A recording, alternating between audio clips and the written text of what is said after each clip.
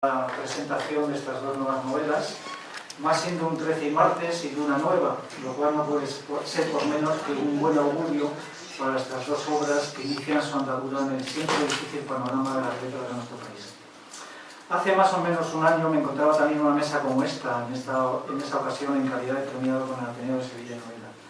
A rey muerto, rey puesto. Y ha sido destronado como lo serás, David, el año que viene. Esta vez liberado los nervios, puesto que la gloria y el protagonismo son para los autores y para sus novelas. Y sin más, paso a hablar de lo que nos convoca. Aquí hemos venido a hablar de sus libros.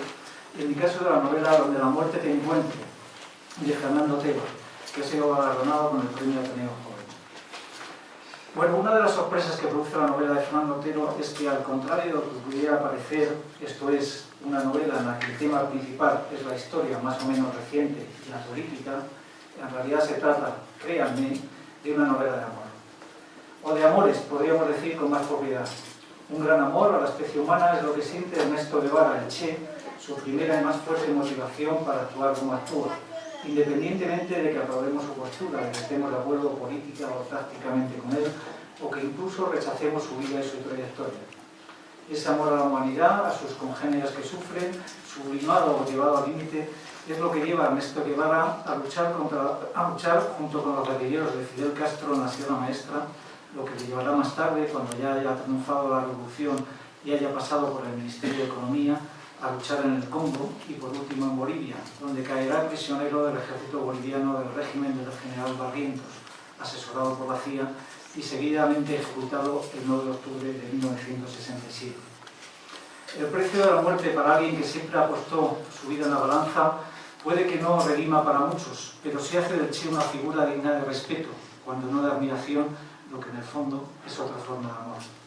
Si en el caso del Che ese amor le llevó a la muerte, dejemos por ahora el tema del Salvador, que quiere impartir justicia a la manera quijotesca, a pesar de no haber sido llamado por los que sufren para ello. También del amor, en este caso el que no puede asumir, es el primer motivo para el viaje a Cuba de Ginés Maldonado, el protagonista de esta novela. El segundo motivo es ese amor al Che y lo que representa, tema de su tesis doctoral sobre la muerte de los guerrilleros, aunque en realidad Maldonado busca, con afán justiciero, probar que fue traicionado por el régimen cubano y por su otrora amigo y compañero Fidel Castro.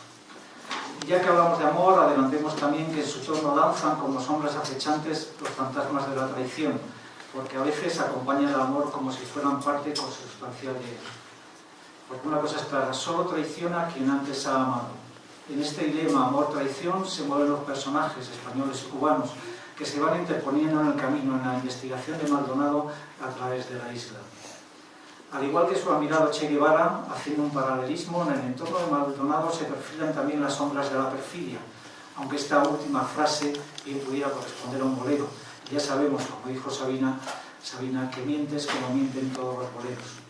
Bueno, Fernando Otero miente bien, ya que ese es el oficio del viejo contador de historias, y él lo es, a pesar de su juventud y de ese aire joven de cantador que cuida y que sin duda le gusta. Y en esa afición que arma con destreza Fernando Otero, como si fueran los reflejos de un laberinto de espejos, se van desgranando las voces de la narración, que perfilan varios viajes, uno por la isla de Cuba, otro por la selva boliviana, donde finalmente el Che encontrará la muerte, y por último por España, principio y fin de la historia. En esos viajes se encontrará y se desencontrará con la cubana Nelly Valdés y con la española Raquel Osorio, los contrapuntos vitales de Maldonado, los dos extremos del diapasón que hacen vibrar su pasión. Y el lector asiste en esta narración polifónica con esa múltiple perspectiva a los giros y matices que nos ofrecen las variadas voces narrativas que en ocasiones han tenido que ver con el Che y otras simplemente han sufrido su influjo. Esas personas, antiguos revolucionarios desencantados, guerrilleros preparados para rescatarlo, tienen hoy que andar con pies de plomo en esa difícil esquizofrenia cubana, haciendo mil equilibrios entre lo que piensan y lo que dicen, ya que viven en una isla en todos los sentidos. La búsqueda del diario de un guerrillero que luchó con el Che en Bolivia representa la última pieza del puzzle y aporta la necesaria intriga a la historia, que se alterna con miradas al interior del investigador, a su vez investigado. A lo largo de la trama se desgranan los encuentros eróticos de Maldonado, que desde luego no son lo que parecen, como pasa en muchos momentos de esta novela, que, como les decía al principio, es una novela que trata del amor y la traición.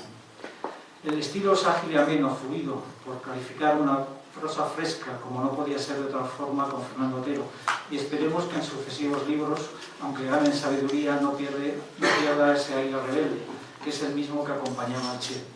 Con el Che la verdad es que me han pasado muchas cosas curiosas. No voy a relatarlas aquí porque no viene a cuento las veces que ha aparecido en mi vida, pero sí voy a ofrecerles un detalle curioso de una de ellas. En Leticia, ciudad colombiana del Amazonas, en uno de mis viajes, conocí a una persona que me contó que había jugado al fútbol con el Che Guevara antes de que fuera un revolucionario. Nuestro Guevara no se le escapa a nadie, es un mito en toda Sudamérica. Aquel hombre, en medio de un bellísimo atardecer selvático, me refirió el paso por Leticia de aquellos dos argentinos que, para ganarse la vida durante las 2 semanas en las que esperaban el avión a Bogotá, habían descendido el Amazonas en una balsa, se dedicaron a jugar al fútbol y a entrenar al equipo local. Aquello tenía su explicación. En ese momento el ídolo era Di Stéfano, que jugaba en el Millonarios de Colombia, y automáticamente todos los argentinos que pasaban por aquel país tenían que saber de fútbol. El Che escribió una carta a su madre y le comentó que allí se jugaba tan mal que hasta ellos podían ser entrenadores. Ernesto jugó de portero y pasó a la historia de Leticia al parar un penalti en un torneo cuadrangular de fútbol. Pero volviendo a la novela de Fernando, que es lo que nos importa, ya que hemos venido a hablar de su libro, quizás se pregunten ustedes en este dilema entre la moral y la tradición, ¿qué es lo que triunfa? No les voy a contar la resolución, para eso tendrán que leerla y comprarla. Pero sí adelantarles que a fin de cuentas la historia, la novela y a veces la vida, con su justicia poética, tienen finales en los que el amor salva, aunque en el camino uno se pierda.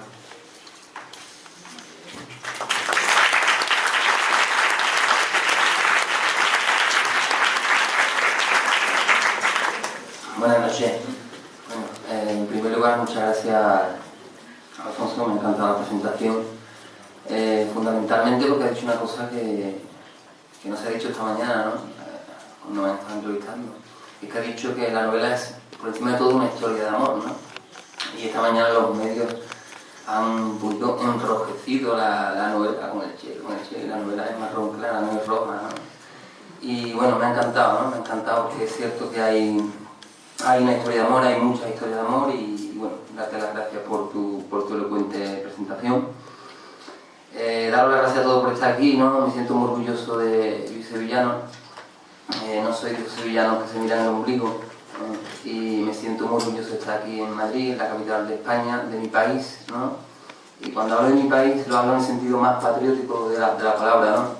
Pero no patria en el sentido de símbolo y bandera, sino patria en el sentido de hermandad y solidaridad, cuando una mujer con 50 años se ve obligada a arrojarse por el balcón de su casa, ¿no?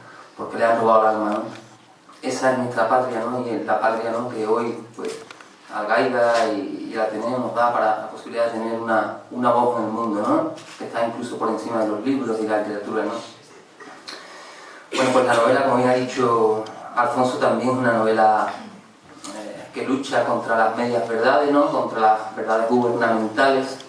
Y hay un triple, digamos, plano argumental, ¿no? En primer lugar, por supuesto, Ginés Maldonado, un ser humano tenaz, inconformista. En segundo lugar, una historia de amor. Ginés deja a una mujer aquí en España. Y por supuesto, en tercer lugar está el Che, ¿no? Está la historia del Che Guevara en el año 67.